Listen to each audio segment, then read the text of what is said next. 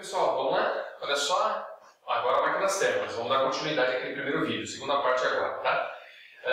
A ideia agora é o seguinte, pensar que o meu gás ele vai ser usado para operar em ciclos. Como assim? Ele vai se transformar no processo, mas depois ele recomeça a operação para continuar repetindo isso indefinidamente. Ou seja, ele vai funcionar como uma máquina que não para. Okay? Ele não vai sofrer apenas uma transformação, mas ele vai sofrer uma série de transformações que permite a ele operar sempre repetindo esse ciclo definido. Okay? Bom, o que diferencia o gás se ele estiver operando em ciclos ou não é um seguinte detalhezinho, olha só. Então, olha só, se ele operar em ciclos, eu vou ter a seguinte ideia, né? Ele vai do estado A para o estado B, do estado B para o estado C, e do estado C ele retorna ao estado A. Isso é só um mero exemplo, tá? Vamos depois eu pensar com calma, porque tem um ciclo bem importante, que é aquele que maximiza o rendimento da minha máquina térmica. Então, olha só, se eu pensar que o gás sai desse ponto A, vai para esse estado B, vai para o estado C e retorna ao estado A, eu posso pensar que o ΔU do ciclo, a variação da energia interna do ciclo é igual a zero. Isso por quê? Porque se eu pensar no ΔU do ciclo, eu vou ter que pegar o ponto final desse ciclo, que seria o ponto A, que ele volta para A, e menos a energia interna que ele tem no ponto do início, né? Do início que é o ponto A também. Então o ΔU do ciclo é igual a zero. Ele sai dessas condições de pressão, volume e temperatura e retorna às mesmas condições de mesma pressão, mesmo volume e mesma temperatura. Ele sai de uma temperatura e volta para a mesma ao final do ciclo. Então podemos pensar que o ΔU do ciclo é igual a zero. Cuidado, porque de pedaço em pedaço, se eu olhar apenas a transformação de A para B, pode ter acontecido uma variação da energia interna, mas eu sempre estou pensando no ciclo como um todo, e aí o ΔU vai ser zero sempre, não tem falha essa regra. Legal, então se eu pensar naquela primeira lei da termodinâmica, vamos lembrar dela? Aqui, ó, de cantinho, ó, ΔU é igual a Q é igual a ΔU mais trabalho, não é isso? Equação da primeira lei da termodinâmica. O que vai acontecer se o ΔU for igual a zero? Vai ficar que a quantidade de calor trocada com o meio externo será igual ao trabalho. Tudo bem? Mas vamos tomar cuidado com isso, porque eu estou pensando no calor trocado com o meio externo durante o ciclo todo. E durante todo o ciclo, esse gás pode ter recebido energia de fora e ter cedido calor para fora, ter perdido calor para fora, né, para o ambiente. Então é a troca de calor do ciclo. Essa troca de calor do ciclo ela é igual a todo o calor que foi recebido durante o processo, menos o calor cedido durante o processo. Ok? Então a gente vê como é que a gente descobre se o calor foi recebido naquele momento ou se ele foi cedido naquele momento. Pelo gráfico dá para a gente ter uma ideia, a gente até sabe como fazer isso. Bom, o trabalho do ciclo como um todo, ele vai ser exatamente igual à área dentro desse ciclo aqui, ó. Então eu venho e calculo a área dentro desse ciclo. A área dentro do ciclo corresponde ao trabalho do ciclo. E aí tem uma dica interessante. Se o ciclo ele gira no sentido horário, então o trabalho é positivo. Se ele girasse no sentido anti-horário, então o trabalho seria negativo. Tudo bem? Vamos tentar visualizar o que está acontecendo em cada trecho desse ciclo? Bem rapidamente, só para a gente brincar com a nossa imaginação. O que está acontecendo de A para B? Ó? De A para B. Está acontecendo uma transformação em que o volume permanece constante. O volume não muda. E o volume não mudar influencia em qual das variáveis aqui em cima? Qual delas? No trabalho, né? Porque se o delta, se a variação do volume for zero, o trabalho do gás também será zero. Lembra da continha para calcular o trabalho do gás? Posso colocar aqui, ó. Vou colocar então, ó. P igual a, trabalho igual a P vezes ΔV. Se o ΔV é zero, não há trabalho realizado pelo gás. Legal, então o trabalho aqui é zero. Se a gente pensar na primeira lei, esse cara aqui já é zero.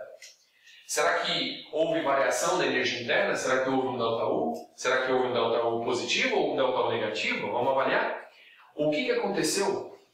Como é que a gente avaliava o U? Ah, vocês esqueceram, né? Olha só, o U, ou melhor, pode ser o U mesmo, é 3 meios de P vezes V. Lembra daquela história? Então, se o produto PV aumentar no processo, quer dizer que o U aumentou no processo também. Então, olha só, PV aqui. Eu tenho esse P, passou para esse P maior. O volume não mudou, mas a pressão passou dessa pressão A para essa pressão B. A pressão aumentou, o volume não aumentou, mas o produto PV aumentou. Então, o U, a energia interna do gás aumentou. O gás ficou mais quente. Ah, então tá. Então, na equação da primeira lei, esse tinha dado zero, porque não houve variação no volume. Esse cara deu um valor positivo. E o trabalho, então, como é esse mais esse, o calor, como é o ΔU mais o trabalho, o calor também terá sido um valor positivo. Legal, vamos ver o próximo trecho, olha só. No trecho BC, isso aqui é uma isoterma. A temperatura durante o processo permaneceu constante. Opa, se a temperatura permaneceu constante, ΔU é igual a zero. Já facilitou nossa vida. Olha, esse cara do meio é igual a zero. Será que teve trabalho nesse processo? É só pensar o seguinte. Tem área debaixo dessa curva aqui? Tem. Se você calcular a área debaixo dessa curva, e aí a área debaixo dessa curva vai até lá embaixo. Não. Eu vou ter que incluir esse pedacinho aqui, ó. Tá? Vai da curva BC até o eixo do volume. E tem trabalho, né? Porque houve uma expansão. O volume chegou a esse outro valor aqui, ó. Esse valor VC. Ok? Tá, então teve trabalho e esse trabalho foi positivo. Então, esse trabalho no segundo processo foi positivo. Vai anotando aí, porque a minha anotação está tudo bagunçada aqui, hein? O trabalho foi positivo. Esse foi zero. Então, outro calor positivo. Maravilha. Vamos no último processo. Pelo último processo. De C para A. O que aconteceu de C para A?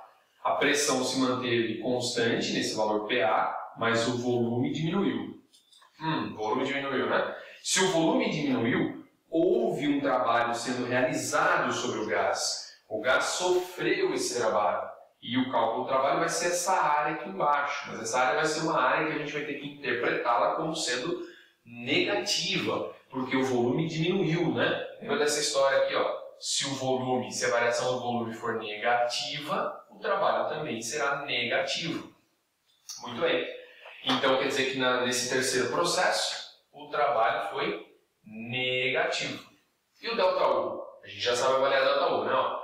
Olha o produto PV, PCVC, ó, grande, né? Um valor pequeno, mas um valor grande. Agora, olha o PAVA, pequenininho, né? Baixa pressão, baixo volume. Então, o produto P vezes V diminuiu. Com isso, o U também diminuiu. E nisso, o ΔU foi um valor negativo também. Houve uma variação de energia interna negativa. O gás resfriou. Ora, agora eu estou somando dois valores negativos. Claro que o calor será negativo. Tudo bem? Bom, então, cuidado para avaliar o gráfico. Você pode avaliar ele ponto por ponto, fazendo do jeito que eu fiz aqui, essas análises de cada um dos fatores. Calor, trabalho e ΔU. Ou você pode avaliar ele como um todo. Se for avaliar ele como um todo, é bem mais fácil. Por que é mais fácil? Porque o ΔU do ciclo é igual a zero, o calor do ciclo é igual ao trabalho do ciclo, e o trabalho do ciclo é a área dentro da figura. Se for no sentido horário, trabalho positivo. Se for no sentido anti-horário, trabalho negativo. Tudo bem? E o calor é consequência disso, porque pelo gráfico não dá para saber quando o corpo absorveu o calor ou quando ele perdeu o calor. Dá para saber mediante as respostas que você tiver do ΔU e do trabalho. Tudo isso, na hora do exercício, vão ter valores, né? Você vai poder calcular o trabalho, você vai calcular a área do gráfico, você vai calcular o ΔU, porque você vai ter os valores de pressão e de volume. Tudo bem? Então são coisas calculáveis, não é para você ficar achando que vai ficar só avaliando o sinalzinho, não. Você está pensando que é brincadeira? Não, vamos fazer um negócio bem feito, né? Mas aí, trabalhar em cima de exercícios, tá? Bom, essa parte finalizei. Não acabei máquinas térmicas ainda, está um pouquinho longe. Vou falar mais um pouco de uma transformação interessante que a gente não falou na parte de gases. Geralmente ela não é dada lá naquela parte de gases, ela é dada agora que a gente entra em máquinas térmicas, que é o processo adiabático, ok? O processo adiabático é aquele em que o gás sofreu uma transformação, mas não houve troca de calor para o meio externo. Então, o Q, né, dele aqui, ó, o calor trocado pelo gás, foi zero. Tá aqui, ó, Q igual a zero. Tá, se Q igual a zero, quando a gente olha para essa segunda lei, desculpa, quando a gente olha para a primeira lei, se esse cara for zero, eu vou ter que puxar um desses para cá, para o outro lado. E aí eu vou ter um positivo e o outro negativo. Faz isso na sua folhinha para você ver que você vai chegar nessa conta aqui, ó, que o trabalho é igual ao negativo da variação de energia interna. Como é que eu tenho um processo? Qual que é a condição para eu ter um processo adiabático? Duas situações. Ou o sistema ele é termicamente isolado, né? Eu coloco ele dentro de uma caixa de isopor perfeita e fico brincando com o gás ali dentro, expando ele, espremo, enfim, faço o que eu quiser com o gás, né? O gás é meu. Ou o processo se dá de uma maneira muito rápida. É uma transformação gasosa muito rápida que não dá tempo, literalmente, de ter uma troca de calor com o meio externo. E durante aquela fração de segundo eu posso considerar que houve uma transformação diabática. Bom, independente de qual a gente esteja avaliando, né, de qual é o nosso processo, o Q é sempre igual a zero e o trabalho vai ser igual à variação da energia interna, só com uma variação negativa. Qual é a consequência disso? Vamos avaliar. Se por acaso o meu gás, nesse processo que eu vou fazer com ele, sofrer uma expansão, se nesse processo ele for expandido, eu digo for expandido porque ele precisa ser expandido por algum agente de fora, já que eu não vou dar calor para ele, eu não vou transferir energia para que ele ganhe agitação, para que ele empurre as paredes, eu vou ter que fazer isso externamente. Eu vou pegar o gás e vou expandir ele, tá? Forçar uma expansão nele. Bom, eu posso fazer isso fazendo uma transformação rápida. Eu posso vir com o gás e fazer com que ele sofra uma rápida expansão, uma violenta expansão. Em poucos segundos ele expande. Bom, se houve uma expansão, então quer dizer que o trabalho foi positivo, né? ΔV foi positivo, o volume aumentou, ΔV positivo, trabalho positivo. Bom, se o trabalho é positivo aqui do lado esquerdo, eu espero que do lado direito tenha uma grandeza também positiva. Tá, mas tem menos aqui, né? Então quer dizer que esse ΔU, o valor dele, o resultado dele, vai ter que ser um resultado negativo. Porque negativo com negativo vai dar um resultado positivo, que o trabalho é positivo, e aí a minha equação está bonitinha, né? Positivo do lado de cá, positivo do lado de cá, tudo bem? Então, quando o trabalho for positivo, o ΔU vai ter que ser negativo. O que é um ΔU negativo? Quer dizer que o gás se resfriou. Então, toda vez que você pegar um gás e fazer com que ele sofra uma expansão violenta, ele resfria. Vou dar um exemplo disso daqui a pouco. Ó, outra opção, você vem no gás e faz com que ele sofra uma rápida compressão. Você pega o gás e pum, afunda ele rapidinho, né? Comprime ele muito bruscamente. Quer dizer então que o volume diminuiu e, portanto, o trabalho foi negativo. Então, o lado esquerdo tem que ser negativo. Tá bom. Lado esquerdo é negativo. Para que o lado esquerdo seja negativo, fique negativo, né? O ΔU vai ter que ser positivo. Porque daí positivo com negativo dá o negativo que eu tinha aqui.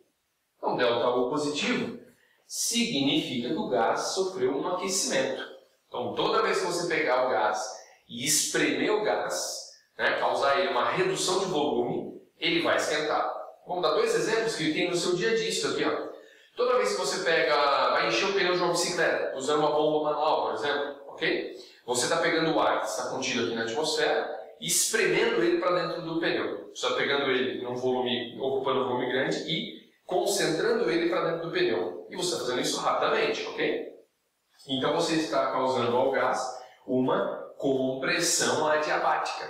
Compressão adiabática. O que vai acontecer com a temperatura do gás que você jogar lá dentro do pneu? Vai aumentar. Então repara que depois de um tempo, não é o único motivo, mas depois de um tempo, o bico do pneu, o bico lá do pneu que você está enchendo, e a própria bomba, ela fica quente, ok? Por conta desse processo. E vamos dar um exemplo para a expansão em que ocorre resfriamento. Se você, o mesmo pneu, se você apertar o bico da válvula do pneu e deixar o ar escapar, você está tirando aquele ar que está preso num pequeno espaço, ocupando um pequeno volume, para ocupar um volume muito maior, né? Ele vai sofrer uma expansão muito rápida. E ao sofrer uma expansão, ele vai se resfriar. Põe a mão lá, põe a mão no ar que está saindo, ele vai estar frio, ok? Outro exemplo, quando você tem um aerosol, ok? Você tem um aerosol, né? O que acontece? Você aperta aquele aerosol, o ar está gelado e o próprio recipiente do aerosol fica frio, né? Repara nisso, fica gelado que chega até a doer, né? Bom, o que está acontecendo? Aquele ar está preso lá dentro, na verdade ele está numa pressão tão alta que ele está até liquefeito lá dentro, ele gasta liquefeito. Quando ele sai, ele sofre uma expansão rápida. Sofreu uma expansão rápida, ele resfria. Pô, mas eu não tenho bicicleta, eu não tenho nem aerosol, né? Eu não tenho um perfume natural. Como é que eu faço para verificar o que está acontecendo aqui? Como é que eu sei que isso aqui é verdadeiro? Faz assim, ó. Pega a sua mão, coloca de frente para a sua boca e força o ar a sair. Faça com que ele saia de um volume pequeno dentro da sua boca para um volume maior. Force nele uma expansão. Force uma expansão rápida nele assim, ó. Saiu gelado? Saiu. Quer ver? Compara com o assim, ó. Saiu quente, ok? O ar sai na temperatura do seu corpo. Se você não forçar ele a sair, se você não forçar nele uma expansão rápida, ele não esfria. Mas na hora que você força uma expansão rápida, ele sai frio. Legal, então tem bicicleta, não usa desodorante, faz esse teste aí na sua casa, tudo bem? Sem problema nenhum. É isso, pessoal. Eu vou voltar mais uma aula, porque eu tenho que arredondar todo o esquema de máquinas térmicas e ainda falta falar de termodinâmica, de segunda lei da termodinâmica, beleza? Fui, grande abraço, até logo.